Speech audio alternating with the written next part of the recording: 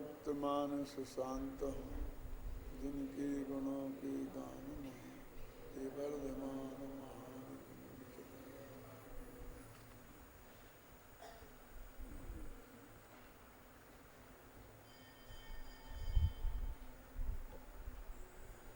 समय सारणशीलन प्रश्न नंबर 209। सबसे नीचे की दो पंक्तियां हैं, प्रश्न है। कल अपन ने जो जब से प्रकाशित टिप्पणी पढ़ी थी ना, उसके बाद का प्रकरण है। जब ज्ञानी के रागादि होते हैं, और रागादि भाव तो अज्ञान भाव ही हैं, तो फिर ज्ञानी के अज्ञानमय भाव क्यों नहीं होते? नहीं होते यह क्यों कहा जाता है ना?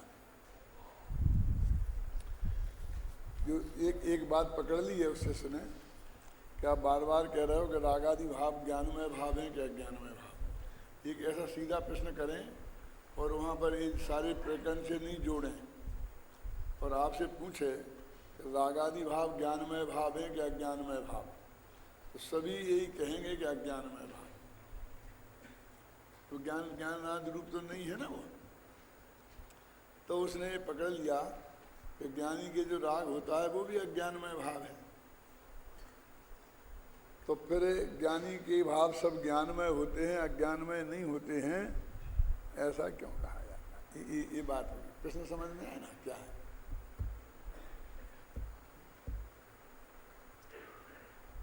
जब हम किसी मलमूत्र के संबंध में सामान्य प्रश्न करते हैं, ख्याल है ना, तो उस समय हम उनको गंदा पदार्थ ही कहते हैं, अस्पृश्य कहते हैं, छूने लायक नहीं है, देखने लायक नहीं है, कहते कि नहीं कहते हैं? और फिर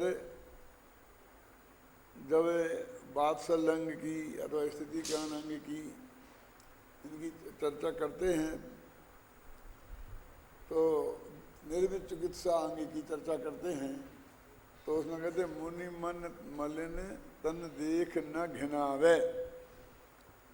तो अब वो मुनि का तन मैला है, चाहे हमारा गृहस्थ का तन मैला हो, तो गृहस्थ के जो मैल है वो तो घृणा का पात्र है, और उससे तो हम सबको घृणा कराते हैं। अपने बच्चे होते हैं ना छोटे छोटे, तो वे तो बेचारे वीतरागी तो नहीं कह सकते, लेकिन अज्ञानी तो हैं ही।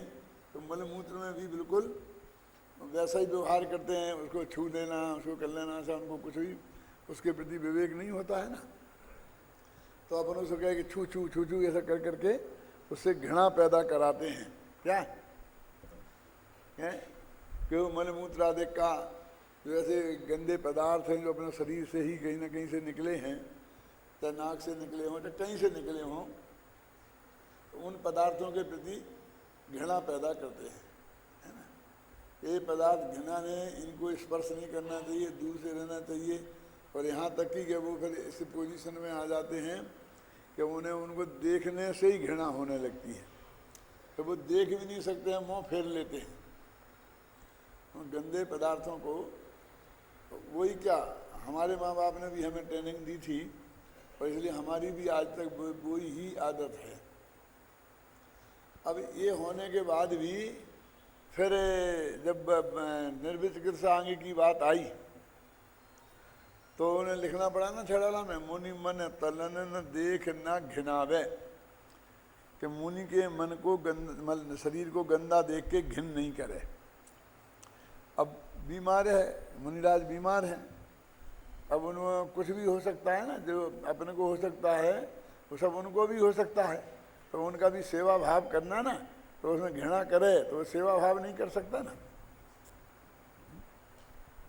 इन माताओं बहनों बच्चियों को सबको भी वो घृणा भाव पैदा किया जाता है ना बचपन में, और बाद में फिर वो उनके बाल बच्चे होते हैं, और फिर वो वैसी घृणा करें तो उन्हें फिर वैसी ट्रेनिंग, ये तो बच्चे हैं, ये बच्चे का मलमूत्र थोड़ी है क्या है? उसको तो साफ कर सकते हैं तो कैसे कैसे गले उतरे? क्योंकि जब ये कहा था तब तो ऐसा भेद विज्ञान नहीं कराया था, समझ गए ना। लेकिन बाद में फिर ऑटोमेटिक जब उसका स्वयं का बच्चा होता है तो वो अपने आप सब कम हो जाता है, और जब तक दूसरों के बच्चे होते हैं तो उसको ऐसा ही घृणा भाव बना रहता है। यदि वो मलमूत्र में लिपटा हो तो कोई उसको खिलाएगा नहीं, ये नहीं करेगा उसके माँ को बुलाओ, वो साफ करेगी, फिर बाद में ठीक ठाक हो जाएगा तब मैं उसको लूँगा। क्यों? ये भाव नहीं आता है। तो मेरे कहने का मतलब एक कॉमन बात होती है और फिर एक विशिष्ट बात होती है। अब देखना, जो उनने अज्ञान भाव को कहा ना, रागादिक को, वो कॉमन बात थी हैं? और अब जब विशेष विशेष अलग अलग नयों से अलग अलग बात होती है तो वो पकड़ के बैठा है कि ज्ञानी के राग भाव भी तो राग भाव ही है ना। अज्ञानी के मलमूत्र जैसे गंदे होते हैं, ज्ञानी के वे गंदे नहीं होते होंगे क्या? ज्ञानी और अज्ञानी में कितना ही फर्क होगा, क्यों?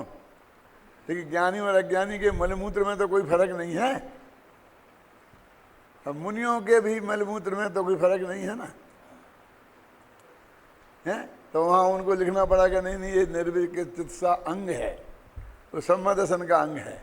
अरे वे तो दौलत राम जी तो बेचारे पंडित थे, इसे बहुत संभल के उनने बात करी है। लेकिन अमृत चंद्राचार्य ने प्रशासित द्विपाय में क्या लिखा है मालूम है छंद याद?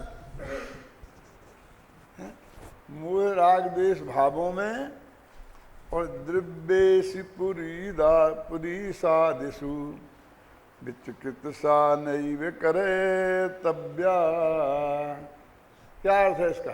यहाँ पढ़ाई जाती है प्रशासवासी की नहीं, अभी कोर्स वोर्स में नहीं है।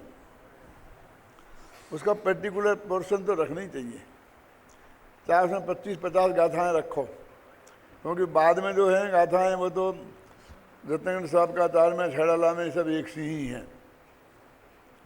लेकिन शुरू की गाथाएँ जो हैं, सम्मदर्शन की गाथाएँ जो खासकर हैं, उनको तो पढ़ाने से कोर्स में रखो कहीं ना कहीं ज़्यादा एडजस्ट करके।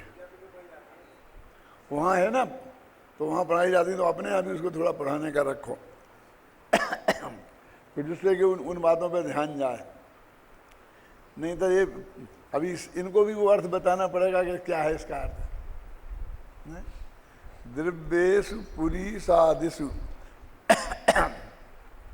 उनने तो अकेला इतना लिखा कि मुनि के शरीर को मलिन देख के घिन नहीं करे। इनने उसके दो भेद किए, एक आत्मा के विकारी भाव, मोह राग द्वेष भाव, राग द्वेष भाव, और दूसरे शरीर के मल। जो पुरी शब्द है ना, वो सीधा क्या बोलेंगे हम, मल क्या इसके लिए सुने ना, वो अर्थ होता है उसका, हैं? विस्ता समझ लीजिए। अब अपने राजस्थानी हिंदी में जो भी गू गू बोलते हैं जैसे, मैंने वो अर्थ होता है कि अपन को कहने में भी संकोच होता है।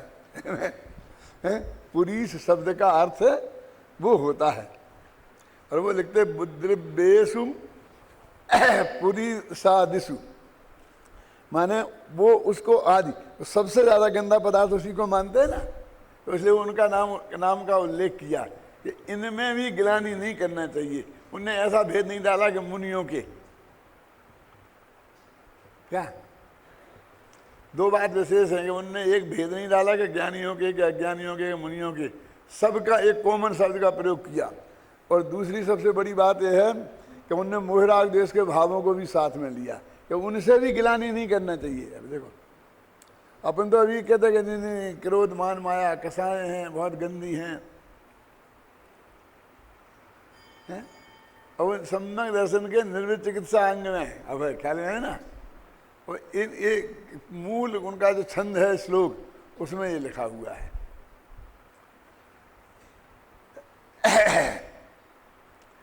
क्यों?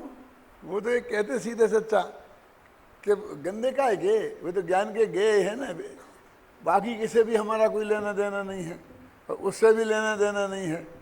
जिस हलवा का वो बना है वो हलवा भी वैसा ही है। क्या हमको उसमें और हलवा में क्या फर्क है? दोनों पुद्गल द्रव्य के परिणमन हैं, और उन दोनों में हमारा कोई कर्तव्य तो नहीं है। हमारा कोई स्वामित्व नहीं है, हमारा कोई एकत्व मत नहीं है, और तुम्हारा वीतराग भाव रहना चाहिए। श्रद्धा के लेवल में क्यों फर्क डालते हो? श्रद्धा के लेवल में तो एक ही बात है, त्रिकालीतर भगवान आत्मा मैं हूँ, और बाकी वो बढ़िया अचपैरा घी का बना हुआ हलवा और वो पूरी सादिक पदार्थ सब पर हैं, बस खत्म। और पर पदार्थ ना हे हैं ना उपादेय हैं, वो तो सिर्फ गेय हैं, सिर्फ जानने लायक हैं, बस खत्म। जैसे हैं जान लो, बस खत्म। लेकिन अभी ये जो विभिन्न अपेक्षाएं हैं, हमको तो अभी याद ही नहीं रहता है कि यहाँ ये कह रहे तो वहाँ क्या कहा, वहाँ क्या कहा, वहाँ क्या कहा। कम से कम 10-5 जो किताबें हैं जो अपनी मेन कोर्स में भी हैं, और हर विद्वान को जिनका ज्ञान होना चाहिए, उनका हमको तो इतना तो होना ही चाहिए ना। जब एक जगह कोई बात आए तो दूसरी जगह कहाँ कहाँ क्या क्या कहा है, और उसके संदर्भ में उन सारे कथनों को हम अपने दिमाग में इकट्ठा करें और फिर निष्कर्ष निकालें जो परस्पर विरोध हो, ये हो वो हो, और अंततो गत्वा एक ऐसा परिभाषा निकालें, अपने दिमाग में बनाएं कि जो सबको कवर कर ले। तब हमारा उसका स्वरूप हमारे दिमाग में स्पष्ट हुआ कि इन बाह्य पदार्थों के बारे में वो क्या कहते हैं। तो अभी ऐसा ही मामला इसमें हुआ कि जब राग देश की बात करते हैं ना, तो कॉमन बात करते हैं तो कॉमन मलमूत्र की बात होती है, फिर मुनियों का मलमूत्र, ऐसा भेद पड़ जाता है। अब फिर कहते ज्ञानी का राग और अज्ञानी का राग, तो वो कहते हैं कि इसमें क्या फ़र्क है, गृहस्थ का मलमूत्र और मुनियों के मलमूत्र में क्या फ़र्क है। वो तो हटाना ही लायक है, फेंकना ही लायक है। भले ही उनके तन पर लगा हो तो हम गिलानी नहीं करें, सफाई कर दें, लेकिन यदि वो तन से अलग पड़ा हो, जरा समझना, वही मलमूत्र मुनिराजों का जैसे यहाँ सड़क पर पड़ा हो, जंगल में तो जाते हैं, वो तो तुम्हारे लेटरिन बाथरूम में तो जाते नहीं हैं। अब बड़े बड़े लंबे लंबे शहर हो गए, तो आप क्या करते हैं कि मंदिरों में जो धर्मशालाएँ होती हैं उनकी छतों पर वो महाराजों का आप लेटरिन बना देते हैं, और वो थोड़ी रेत में डाल के ऐसे करके ला देते हैं। क्यों? और वहाँ पर वो ऐसी जगह होती है क्या वो, तो उसमें हम क्या फ़र्क, उसके बाद कोई फ़र्क करते हैं आप? उसके बाद उसके साथ तो बहुत अच्छा व्यवहार करते होंगे ना। अरे भाई, वो तो जब तक उनके शरीर पर है तब तक की ही बात है। और शरीर पर से भी उसे धोकर फेंकने की बात है, रखने की बात कहाँ है। और धोकर फेंकने में जो तुम्हें गिलानी है, वो सिर्फ वो गिलानी नहीं करो, इतनी सी बात है।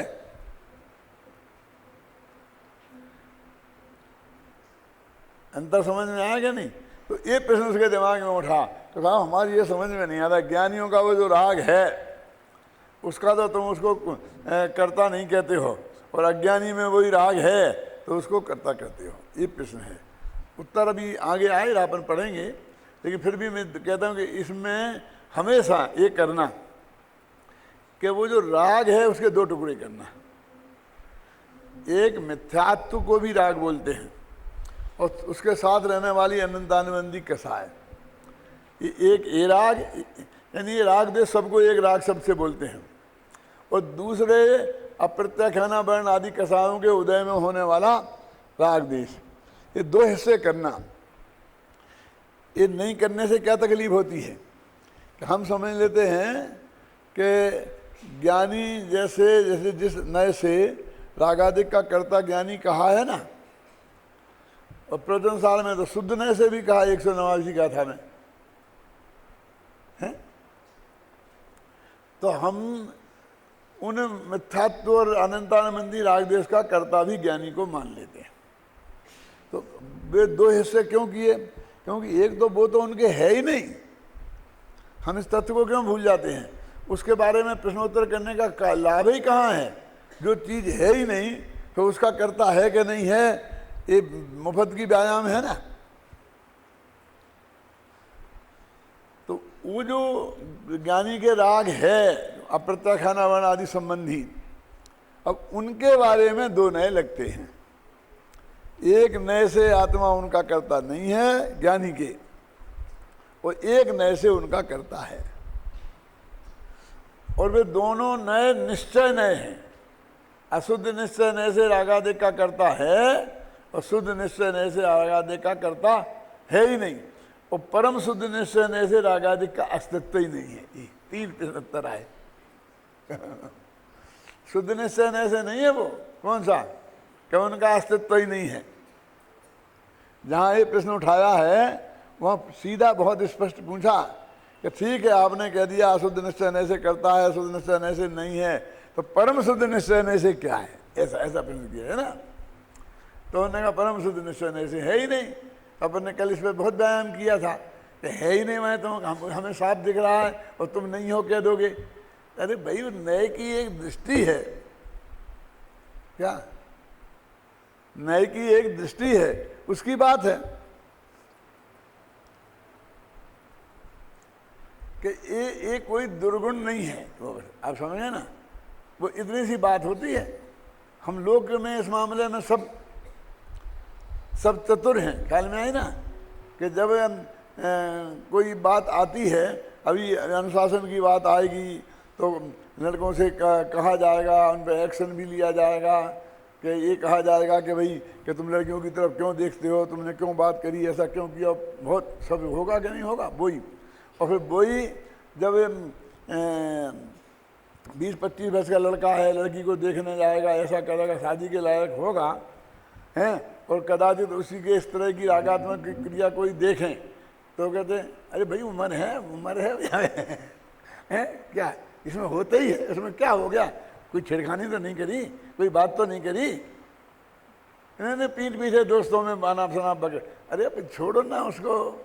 ये कोई ऐसी डिस्क्वालिटी नहीं है कि जिसकी वजह से हम उनसे कहें कि अब उनके घर में चर्चा ही नहीं करना कि लड़का तो दुष्चरित्र है। क्यों? यदि उसके अंदर में इस टाइप का बिल्कुल भाव ही नहीं हो तो फिर वो शादी के बिल्कुल ही अयोग्य है। क्या कुछ भाव क्या अस्तित्व तो हम चाहते हैं, लेकिन अस्थान में और असमय में नहीं चाहते। क्यों? ये इतना ही है कि नहीं है? तो इसलिए कहते हैं कि वो अप्रत्यक्ष है ना वर्णादि रागादि तो होंगे।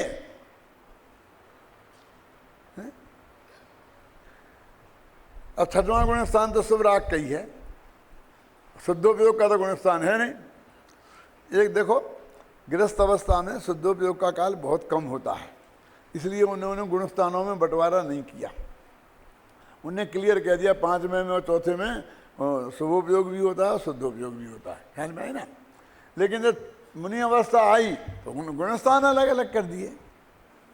शुभोपयोग के काल का 6वां अलग गुण स्थान कर दिया, और शुद्धोपयोग के 7वें से ऊपर तक के सब गुण स्थान अलग कर दिए। आप कहेंगे 6वें में रंच मात्र भी शुद्धोपयोग नहीं है और 5वें में है, तो हमको बहुत अन्याय लगता है। अच्छा ऐसा करो, 6वें 7वें का मिलाकर एक गुण स्थान मान लो, तो फिर उसमें 2 ही हो जाएंगे। आपको क्या दिक्कत है? समझ में आए ना? तो गुण स्थान 13 रह जाएंगे। 13 रह जाएंगे, अपने माप का क्या बिगड़ता है? नहीं साहब लिखे तो 14 है, होते तो 14। अरे 14 नहीं, 1 से लेके अनंत तक होते हैं। वो तो एक मध्यम भेद 14 को पकड़ लिया है। वास्तव में ये भेद थोड़ी है, इनको हमारे बोलते हैं वर्गीकरण है। हमने परिणामों को 14 वर्गों में हमने बांटा है। जैसे हमने क्लासों को हमने 5 भागों में बांट दिया, उपाध्याय, कनिष्ठ, वरिष्ठ, Shastri, first year, second year, third year, अपने से 5 बांटा है। कोई ज्ञान थोड़ी बटा है। और हमें पहले 4 ही थे, 4 साल में बांट दिया था। अभी और लंबा को 6 साल में भी बांट देंगे। यूनिवर्सिटी के हाथ में है क्या नहीं है? कि नहीं साहब वे तो नहीं, वो तो होते ही हैं। ये तो कक्षाएँ तो 5 ही होती हैं। शास्त्री के 3 ही वर्ष होते हैं। 2 में कर देंगे, 1 में कर देंगे, 5 में कर देंगे क्या नहीं? पहले बीएड 1 वर्ष में होता था, फिर 2 में कर दिया था, फिर 1 में कर दिया। LLB पहले 1 वर्ष में होता था, अब 2 में होने लग गया, अब 3 में होने लग गया। ये तो सब वर्गीकरण है भाई साहब। लेकिन एक दफे समझ लो गणधर देव की वाणी में आ गए तो फिर अपन उसमें ज़्यादा माथा नहीं मारना चाहते हैं, लेकिन समझने के लिए तो हमें समझ तो सकते ही है ना। इसलिए ये प्रश्न है कि भैया तुम ज्ञानी के रागादिक भाव हैं, रागादिक भाव अज्ञान भाव हैं, तो फिर ज्ञानी यदि उनका करता है ज्ञान भाव तो रागादिक का, तो निश्चित रूप से फिर वो अज्ञान भावों का करता है। देखो शांति जी, आप ध्यान दो इस पर कि ये प्रश्न क्यों खड़ा हो रहा है। इसलिए हो रहा है कि जिस किसी नए से ज्ञानी को उन रागादिक का कर्ता कहा है, तो फिर ज्ञानी ज्ञान भाव का कर्ता रहा कि अज्ञान भाव का भी हो गया। जिस नए से उनको रागादिक का भी कर्ता नहीं कहा है, उस नए में तो ये प्रश्न ही खड़ा नहीं होता। आगे आपके ख्याल में आ गई ना बात? तो आप सबको समझा देंगे जब क्लास में चलेगी। आपके में आ गई ना? यदि ज्ञानी को रागादिक का सर्वथा अकर्ता कहना होता तो फिर ज्ञानी के राग अज्ञानी के राग, ज्ञानी के राग ज्ञान भाव हैं और अज्ञानी के राग अज्ञान भाव हैं, ये करने की व्यायाम क्यों करनी पड़ती? किन्हीं अपेक्षा से ज्ञानी को उन रागादिक का कर्ता कहा है जो रागादिक उसके विद्यमान हैं। तो तब ये प्रश्न किया कि राग भाव, एक तरफ तुम ये कहते हो राग भाव तो अज्ञान भाव है और दूसरी तरफ ज्ञानी उनका करता है, तो अज्ञान भाव का करता हो गया। तो वो कहते हैं कि नहीं, ज्ञानी के राग भाव भी ज्ञानमय भाव है। तो ये गले उतरने बड़ी बात नहीं लगती ना। अब एक नए का स्वरूप है, जो आपका नयों का स्वरूप समझ में नहीं आएगा तो आप 100 सिर के हो जाना, ये आपके ये समस्या का समाधान आपको नहीं होगा। वो कहते हैं कि भैया ज्ञानी ने तो राग को अपने ज्ञान का गेय बनाया, समझिए ना। और वो कहता है मेरा काम तो ज्ञान करना है, तो मैं ज्ञान क्रिया का करता हूं। राग तो उस ज्ञान क्रिया का गेय के रूप में जानने में आया, तो वो मेरा कर्म काय को है। वो घड़ा तो कुमार ने बनाया है, मैं तो सिर्फ जाना ही है। अब मैंने घड़े को जाना है, तो कुमार को जो घड़ा बनाने का राग हुआ था तो उसका करता तो मैं नहीं हो जाऊंगा। तो इसमें और थोड़ी सी मैं नमक मिर्च लगाऊं कि तुम्हें जानने का राग हुआ ना, इसे आज अपन बोलते हैं जानने का विकल्प हुआ, वो भी राग है, क्या समझे ना। तो अब इसका क्या हुआ, इसके करता क्या है, हम इसके भी कहता है। हमने ये जान लिया कि हमको ऐसा विकल्प आया, समझ गया ना। जब इसका हम प्रैक्टिकल कभी बताएं आपको, तो आपको कभी कभी हंसी भी आ सकती है।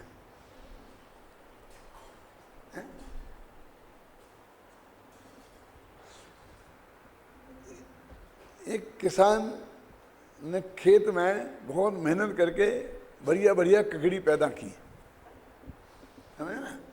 और एकदम बढ़िया अच्छे ककड़ी पैदा हुई तो एक डलिया में इकट्ठी करके, और वो हाट में, हाट समझते हैं, वो 7 दिन में बाजार लगते हैं गांव में, तो उसमें वो बेचने के लिए ले गया, है ना। अब उसको एक पुलिस वाला आया, है तुम यहाँ क्यों बैठा है? कि हुजूर यहीं सब जने बैठे, सब्जी वाले में भी बैठा है। जवाब देता है कि ला क्या है, ककड़ी है, ला 4 ककड़ी निकाल। 4 ककड़ी ले ली और लेके चलने लगे कि हुजूर वो ये पैसे। अच्छा पैसा मांगता है? सब बहुत मेहनत से की है, ऐसा बनाया है। 1-2 चांटा जड़ दिए उसने, तो सारा ककड़ी का वो उल्टा फेंक दिया और बिखेर दिया। अब रोता रोता आया, अब क्या आया, अपने गुरुजी के पास आया। क्या तो उसने क्या हुआ बेटा, क्या हुआ? कि कोई बात नहीं, सुनाओ क्या हुआ। क्या साहब मैंने अपने खेत में बहुत ककड़ियाँ बोई और बहुत मेहनत की, उन्हें अपने पेड़ पौधों को अपने बच्चों जैसा पाला। क्या बात, ठीक है, तेरे खेत है और उसमें बढ़िया ककड़ियाँ पैदा हो सकती हैं, तुम तो बोएगा ही, उसमें क्या है? इसमें से कौन सी गजब की बात हो गई? बोई गई। तो उन्होंने कहा फिर जब हुई तो मैं आई निकाल करके लेके बाजार में, अब इतनी ककड़ियाँ पैदा हो जाएंगी तो तुम खुद थोड़ी खा लेगा, बाजार में ले ही जाएगा, उसमें क्या है, इट इज नेचुरल। फिर मैं बाजार में गया तो एक पुलिस वाला आया। अच्छा, तुम बाजार में आओ तो पुलिस वाले को बाजार में आना मनाही थोड़ी है, पुलिस वाले भी बाजार में आएंगे ही। कहती साहब वो फिर मेरे को डांटने लग गया, ऐसा कहने लग गया, ऐसा कहने लग गया। पुलिस वाला है तो कहेगा ही। तो उसने 4 ककड़ियाँ उठा ली, उठाए गई, और उसने फिर मैंने पैसे मांगे कि तूने इतनी मेहनत की है और मुश्किल से ककड़ियाँ बनाई थी तो पैसा क्यों नहीं मांगेगा? तू तो पैसा मांगेगा ही। बोलो, ये सब नेचुरल है, इसमें क्या हो गया? सुनाने की बात क्या है? कि साहब मैंने पैसा मांगे तो एकदम नाराज हो गया और उसने मेरी की सारी ककड़ियाँ उठा के फेंक दी और ऐसा किया कि मुझसे का पैसा मांगता है, और 2-4 मेरे में चांटे जड़ दिए और तो पैसे कर दिए। कि तुम पुलिस वाले से पैसे मांगेगा तो वो तो ऐसा करेगा ही। तो कि फिर क्या हो गया कि मैं रोने लग गया कि जब तेरा ऐसा कर देगा तो रोएगा नहीं तो क्या हंसेगा?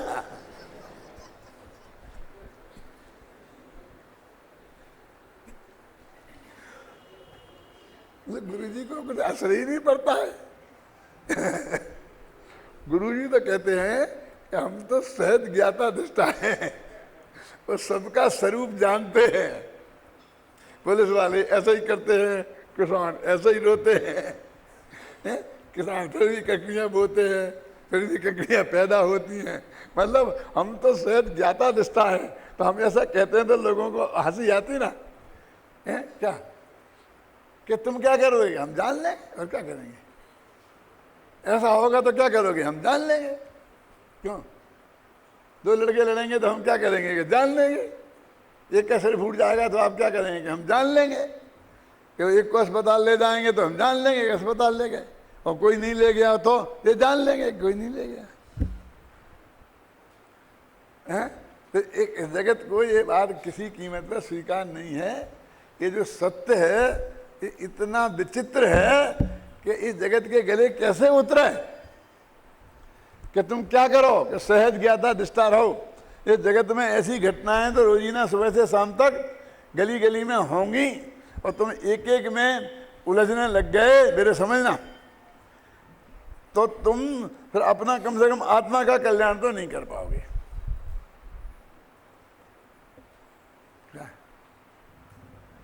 अब रेलवे में स्टेशन पे जाओ, फिर कुली से भिड़ जाओ, फिर रिक्शे वाले से भिड़ जाओ, फिर किसी यात्री से भिड़ जाओ। क्यों? तो कहीं ना कहीं बेटा अटक के ही रह जाओगे। जहाँ जाना है वहाँ नहीं पहुँचोगे। जहाँ जाना है तो कहीं मत उलझो।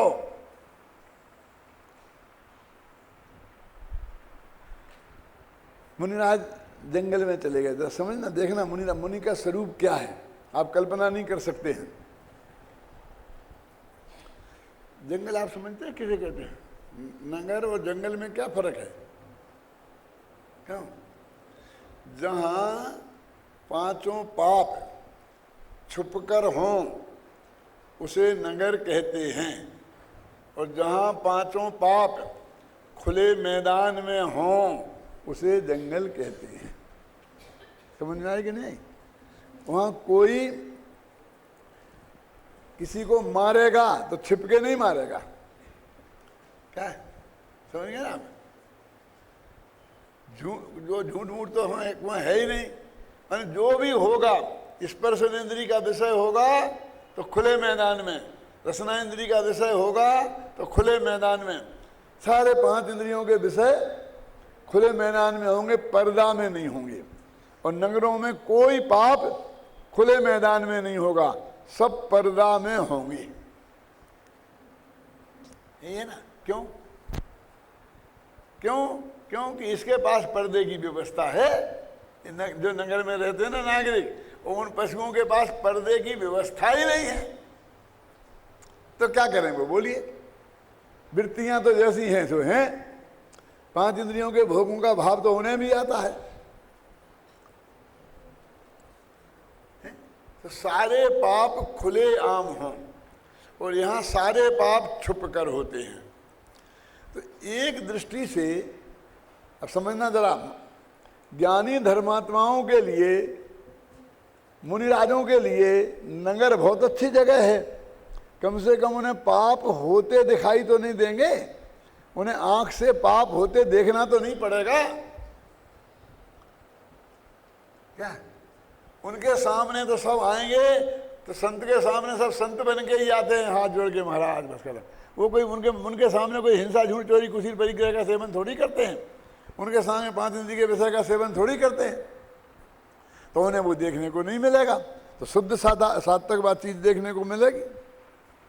और नगर में 5 पाप देखना पड़ेंगे, जंगल में। फिर मुनिराजों ने जंगल क्यों चुना?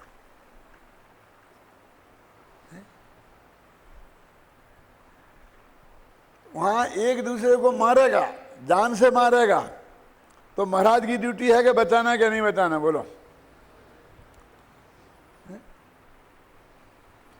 चूहे के पीछे बिल्ली भागेगी और उनके सामने पकड़ के खाएगी, तो महाराज की क्या ड्यूटी है? क्यों? कि कम से कम सामने वाले को तो बचा दे। बिल्ली के पीछे कुत्ता दौड़ेगा सारे, यदि वे महाराज एक करें तो 24 घंटा उन्हें काम है, 1 सेकंड की फुर्सत नहीं मिलेगी, क्योंकि वो तो निरंतर होना है। फिर वे आत्मा का ध्यान कब करेंगे, बोलो? वो सारे पाप आंख से देखने की ताकत हो आप में, तो आप बनवासी संत बन सकते हो। क्योंकि आप कर कुछ नहीं पाओगे। आप कुछ कर सकते हो? मैं पूछता हूं, आपके घर में एक छिपकली होती है, छिपकली समझते हैं? फिर वहां वो कीड़े आते हैं और वो उनको पकड़े खा जाती है, बचाओ, मत जलाओ लाइट, लाओ अंधेरे में। क्या बता सकते हो आप?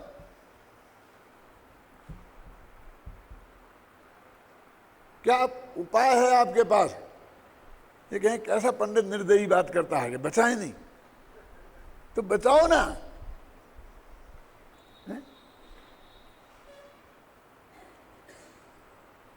किस किस को बताओगे, कहां कहां बताओगे?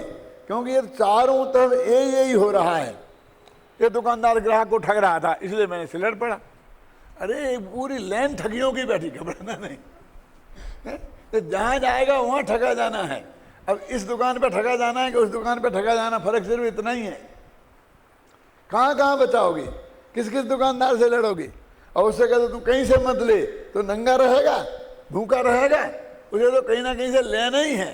और जहां जाएगा वहां वो समझे ना, मिलावट भी करेगा, कम भी तोलेगा। सब्जी वाले तोलते हैं ना, क्या उन्हें यदि आप पकड़ लो और ये कहोगे देख 1 किलो के 800 ग्राम, तो तुम्हें 1 किलो में 1000 ग्राम कौन दे देगा? ऐसा बोलता ऐसा बोलता है कि कोई नहीं देगा, जाओ सारे मार्केट में, लेना हो तो चुपचाप ले लो। 800 ग्राम तो मिल रहा है ना, तुम यही समझ लो कि 1 किलो में 800 ग्राम होते हैं, तो बेटा सब्जी खा सकते हो, नहीं तो कूंजड़ा भी धक्का मार के निकाल देगा।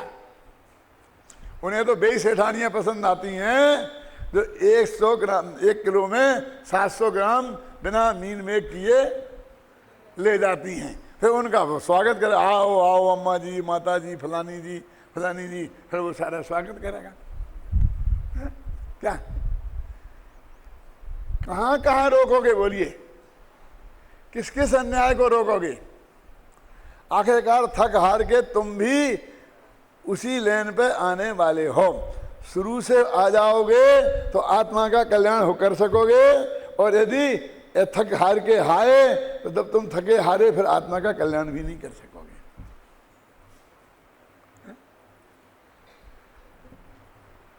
कहते ना ये तो जंगल राज है। यही आप बोलते हैं ना, जंगल का राज माने कि ताकतवर कमजोर को मारता ही है, खाता ही है, जो उसे करना है करता है, उसे जैसा भी उपयोग करना है वैसा उपयोग करता है, उसका नाम जिसकी लाठी उसकी भैंस, वो सिद्धांत। ये सारे नगर में भी वही चल रहा है। मैंने सत्य की खोज में लिखा है, समझौते समझ से नहीं होते हैं, शक्ति के आधार पर होते हैं, सत्य के आधार पर नहीं होते हैं। क्यों? आखिरकार इतने 60 वर्ष तक लड़ करके, और कितने कितने पेज हैं, 14,000 पेज, इतने इतने पेज के फैसला लिख करके आखिरकार शक्ति के हिसाब से ही फैसला आया कि हिंदुओं को 2/3, मुसलमानों को 1/3। अरे क्या साहब, हम तो 3/3 हैं, 4/3 हैं, हमको 4/3 मिलना चाहिए था। काय के आधार पे हुआ? शक्ति के आधार पे हुआ कि सत्य के आधार पे?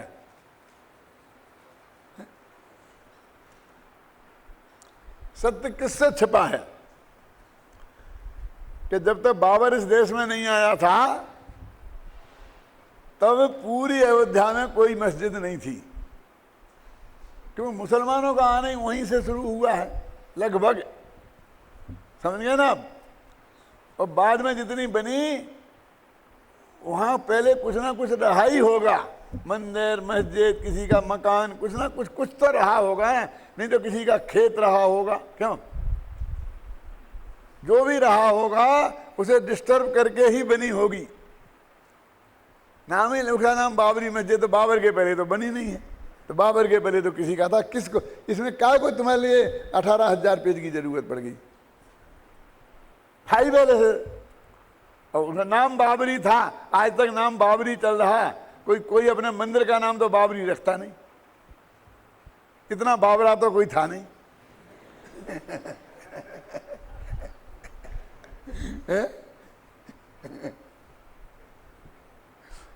नहीं उसे मंदिर मस्जिद में कहो कोई ढांचा था। क्या है, क्या ये मतलब मेरे जो सत्य है वो किसके सामने हाथ में रखे आंवले जैसा नहीं है, ये मैं आपको परम सत्य बता रहा हूं कि ये जगत का जो स्वरूप है, ये जगत में तो ऐसा ही होगा। तुझे जहां उलझना है खूब उलझ, अनंत काल हो गया उलझे हुए, और यदि सुलझना हो तो एक ही उपाय है कि तुम सिर्फ ज्ञाता दृष्टा से आगे मत बढ़, जो है उसको जान ले। देखो आप, ज्ञानी उन रागादिक का स्वामी नहीं बनता, लिखा ना, मिल गया ना, पेज नंबर 210, सबसे ऊपर की पंक्ति। ज्ञानी उन रागादिक भावों का स्वामी नहीं बनता, कर्ता नहीं बनता, उनका स्वामी और कर्ता स्वयं को नहीं मानता। माने बनता माने नहीं मानता, बनना और नहीं बनना माने और कुछ अर्थ नहीं है। उनका भी ज्ञाता ही रहता है, और ज्ञातित्व का भाव तो ज्ञान भाव ही है, अज्ञान भाव नहीं है। इस कारण यह कहा जाता है कि ज्ञानी के अज्ञान भाव नहीं होते, रागादि नहीं होते। हमने कब कहा? और जहां कहा है वहां अनंतानुबंधी और प्रत्यात्म संबंधी रागादि नहीं होते, उसका ये अर्थ है, समझे ना? स्पष्ट राग दिख रहे, हम कैसे मना कर सकते? इतनी मोटी बात हम कैसे कह सकते हैं? हमारा तो सवाल उसमें एकत्व मत तो कर्तृत्व भोक्तृत्व का है, उसकी बात चल रही है, बस इतनी सी बात है। उक्त संदर्भ में स्वामी जी के विचार पढ़ें। देखो, ज्ञानी ज्ञान स्वरूप से परिणमता है, ज्ञानी ज्ञान का उल्लंघन करके नहीं परिणमता। ये क्या माने? ज्ञान स्वरूप से परिणमता, जानने का काम करता है, अब उसका करता रहता है। ज्ञानी का स्वामित्व निरंतर ज्ञान में ही वर्तता है, ज्ञानी को रागादि में स्वामीपना नहीं है। अशुभ राग भी कदाचित ज्ञानी को होता है, देखो अस्तित्व स्वीकार किया ना, अशुभ राग, परंतु उसे उसका भी स्वामित्व नहीं है। ज्ञानी क्रोधादि विकारी भावों का भी ज्ञाता है, करता नहीं है, करता है पर करता नहीं है। दोनों कर्ता का अंतर समझना, का पूरा, रा पूरा और ता बड़ा, करता एक करता, और दूसरा का और ता के ऊपर रकार, और डबलता और उसमें आ की मात्रा करता, अंतर आया दोनों की समझ में? करता तो है पर करता नहीं है। जगत को बड़ा अटपट लगता है। सत्य की खोज में भी मैंने सरलता से लिखा है, निमित्त होता है पर करता नहीं है। है क्या? निमित्त होता है पर करता नहीं है, हैं? करता नहीं है पर होता अवश्य है। करता है तो होता है क्या? क्या करता होता होता क्या? जो है वो फैक्ट है, सत्य है। ज्ञानी के क्रोधादि विकारी भावों का भी ज्ञाता है, करता नहीं। शरीर, अब देखो, क्रोधादि विकारी भावों का और शरीर मन वाणी आदि पर पदार्थ जैसे गेय हैं, जैसे उन्हें जानता है उनमें कुछ नहीं करता है। ये पहले नक्की कर आए ना, इसलिए कह रहे, उदाहरण बनाया है उसे। जानने लायक हैं उसी प्रकार चारित्र मोह जनित अस्थिरता रूप कमजोरी से रागादि होने पर भी वे सब ज्ञानी के गेय हैं, वह उनका कर्ता नहीं होता। रागादि रूप परिणमन है, इस अपेक्षा से कर्ता कहा जाता है, यह बात जुदी है। माने कहा जाता है ये बात भी है, और उसके अस्तित्व में है ये बताने के लिए कर्ता कहा जाता है, ये बात है ना। इस प्रकार ये निष्कर्ष है। इन गाथाओं में भी उदाहरण के माध्यम से यही सिद्ध किया गया है कि ज्ञानी के सभी भाव ज्ञानमय होते हैं और अज्ञानी के सभी भाव अज्ञानमय होते हैं। यानी ज्ञानी का गुस्सा भी ज्ञानमय है और अज्ञानी की भगवान की भक्ति भी अज्ञानमय है। अथवा ज्ञानी अपने अज्ञानमय भावों का कर्ता भोगता है और अज्ञानी अज्ञानमय भावों का कर्ता भोगता है। अब देखो, इसमें एक बात और आई थोड़ी कि ज्ञानी को बंध नहीं होता। अच्छा, कर्ता भोगता तो निपट लिया, होगा या नहीं होगा तो मान लो। ज्ञानी को बंध नहीं होता और अज्ञानी को बंध होता है। अब ये कहने वाले हैं, तो फिर कहते ये तो अन्याय नहीं चलेगा। अब नहीं मानना हो तो अलग बात है। अब तुम तो पुरस्कार दे रहे हैं।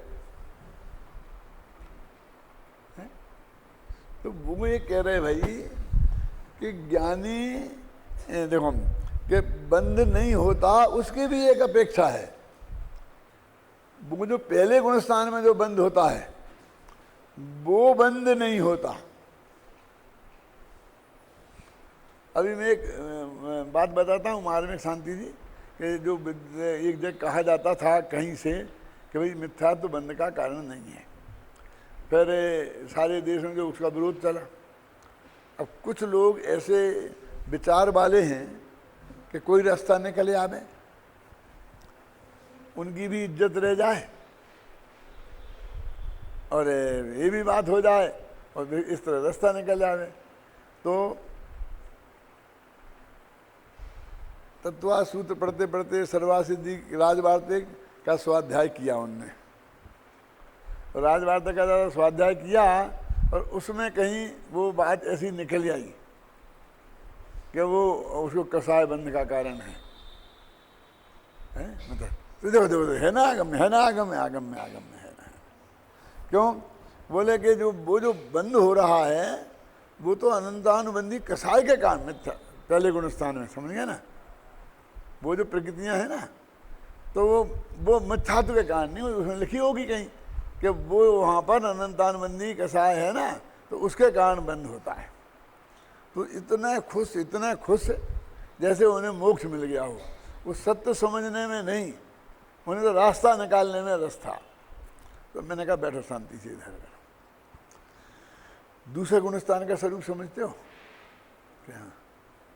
कि दूसरे गुणस्थान में वो 16 प्रकृतियों का बंध होता है कि नहीं होता है? जो पहले गुणस्थान में जिनकी विच्युत्ति होती है उनका।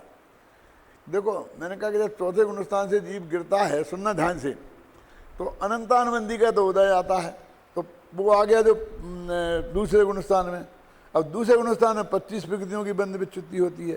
तो जो 25 प्रकृतियां वो बंधना बंद हो गई थी, वे तो बंधना शुरू हो गई, और जो पहले में बनती थी 16 वे बंधना चालू है।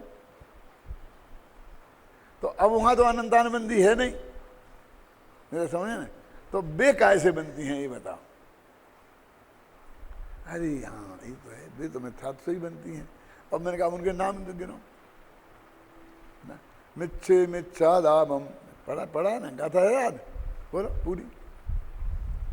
मिथ्यात्व गुणस्थान में मिथ्यात्व प्रकृति, अनंतानुबंधी, नरकायु नरगत्यानुपूर्वी, त्रंचायु त्रंचगत्यानुपूर्ति, ये सारी खतरनाक प्रकृतियां हैं, है ना। ये पहले में ही बनती हैं और फिर दूसरे से नहीं बनती ऊपर। तो इसका मतलब वो तो प्योर मिथ्यात्व से रह गई। अब अप्रत्यक्ष वर्ण कसा से बनती है ये तो कह नहीं सकते हो।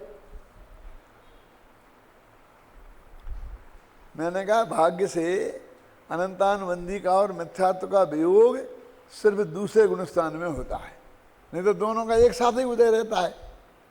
अब तो इसलिए बटवेग कहना मुश्किल ही है कि इससे बंधी के उससे बंधी, इससे बंधी के उससे बंधी। लेकिन हमारी समझने के लिए कम से कम इतने काल का जो वियोग है उससे तो निर्णय हो गया कि मिथ्यात्व से ये 16 प्रकृतियां जिनमें पहले गुणस्थान से निकलते ही जिनकी बंध विच्छित्ति हो जाएगी, ये प्योर मिथ्यात्व से बनती हैं और सबसे खतरनाक यही है। मैंने कहा और जाने दो ना, मिथ्यात्व के बनता है। मिथ्यात्व होता ना, मिथ्ये मिथ्या, मिथ्यात्व। और अनंतानुबंधी भी, अनंतानुबंधी की उदय आ गई, लेकिन अनंतानुबंधी बंधना शुरू नहीं हुई वहां में। अनंतानुबंधी भी है ना 16 प्रकृतियों में, देख लेना, मुझे ध्यान नहीं है अभी पक्का, लेकिन है ना। तो अब ये तो उससे ही बंधी ना भाई साहब। अभी आप इतनी बड़ी चीज को, और जबकि इन 16 प्रकृतियों को लगाओ तो बाकी की सारी प्रकृतियां पासंग में नहीं आती, दूसरी तरफ उनकी जीरो कीमत है। ख्याल में आई ना। तो ये इतना क्लियर है, लेकिन आपको रास्ता क्यों निकालना है? आपको रास्ता निकालना है, रास्ता समझना है। क्यों? आपको मोक्ष में जाना है तो मोक्ष मार्ग आपको जानना है कि उसमें कोई रास्ता निकालना है। क्यों? अज्ञान का और ज्ञान के मिश्रण का है? आपका इतना बुद्धि ये रास्ता निकालने में लगी, पूरा राजवार्तिक पढ़ा आपने यहाँ से वहाँ तक। मैंने कहा हम तो बचपन में पढ़ा था जितना पढ़ा होगा, 2-4 अध्याय, पर शायद उस दिन से आज तक पढ़ा ही नहीं है। और तुमने गजब किया, यदि आत्मा के कल्याण के लिए कर लिया होता तो गजब हो जाता। और इसमें से ये निकाला, और जो निकाला वो 1 सेकंड में साफ हो गया। क्या? इसलिए नहीं कि तुम्हारी समझ स्थूल है और हमारी बारीक है, वस्तु के स्वरूप में वो बात नहीं है। क्या करोगे? वो जबरदस्ती आप थोपने की कोशिश करोगे। नहीं, वो तो सिर्फ इसलिए सिद्धांत निकला, उन्हें इतिहास बताया, फलाने ने ऐसा हुआ था, फलाने ने ऐसा हुआ था, उनने ऐसा कहा था। वो तो उनने नहीं निकाला था, वो तो सुध सागर जी ने निकाला था। सुध सागर जी को हम तुमसे ज़्यादा जानते हैं, किसी ने निकाला हो, लेकिन इनने उछाला तो है ना, अपने माथे पर तो खुल दिया। अब आज जब उसकी वजह से डंडे पड़ने लग गए तो सुध सागर याद आए। नहीं, जिंदगी में किसी को पता ही नहीं चलता कि सुध सागर ने निकाला कि कौन से सागर ने निकाला है? क्यों? नहीं, इस सब सागरों की एक चिंता थी कि कांजी स्वामी अपने को सम्यक दृष्टि कहते हैं और मिथ्यात्व से बंध का कारण कहते हैं, और मिथ्यात्व गया तो बंध होता नहीं, इसलिए इतने पूज रहे हैं। यदि ये मिथ्यात्व बंध का कारण सिद्ध ही नहीं हो तो फिर सम्मा दर्शन मोक्ष का कारण सिद्ध नहीं होगा। तो सम्मा दृष्टि होने से क्या होता है? संयम हो तो होगा। तो इनकी जो इतनी मान्यता बढ़ रही है उसको जमीन पे लाया जा सकता है। सिर्फ इसकी वजह से इतनी रिसर्च हुई। अब उद्देश्य ही खोटा हो, क्यों? तो रिसर्च में क्या निकलने वाला है? क्योंकि निकालना तुम्हें, वो तो तुमने पहले ही नक्की कर लिया कि हमें क्या निकालना है, हैं? अरे भाई, मिथ्यात्व को बंध का कारण नहीं कह करके तुमने इनडायरेक्ट वे में सम्यक दर्शन को मुक्ति के कारण में से निकाल दिया। सम्मत है ज्ञान चारित्राणी मोक्ष मार्गा, जो हमारे शास्त्रों में कहा है। और ये कह दिया कि इसके बिना मोक्ष महल में पहली सीढ़ी, वो सारी चीजें तुमने एक साथ खत्म करने की कोशिश करी है, सिर्फ इसलिए कि एक आदमी को महत्व क्यों मिल गया। यदि ये कांजी स्वामी का एक युग में पैदा नहीं हुए होते अथवा उन्हें उनकी इतना महत्व नहीं मिला होता तो आप लोग कोई इस विषय में बात ही नहीं करता, कोई ऐसी रिसर्च ही नहीं करता। इसलिए असली बात तो ये समझो जो हम तुम्हें बता रहे हैं कि उसका कारण क्या है। अब उसमें लिपापोती करने की कोई ज़रूरत नहीं है, और रास्ता निकाल के आप फिर भी लोगों को सुरक्षित करते हो। किसी भी अपेक्षा मिथ्यात्व बंध का कारण नहीं है, आप सिद्ध करना चाहते हैं, इसमें भी अनेकांत लगाना चाहते हैं, कोई भी अपेक्षा ऐसी हो सकती है। ये तो सर्वथा बंध का ही कारण है, मुक्ति का कारण रंच मात्र नहीं है। क्योंकि बंध का कारण सिद्ध नहीं होगा तो वो गारंटी से फिर मुक्ति का कारण होगा।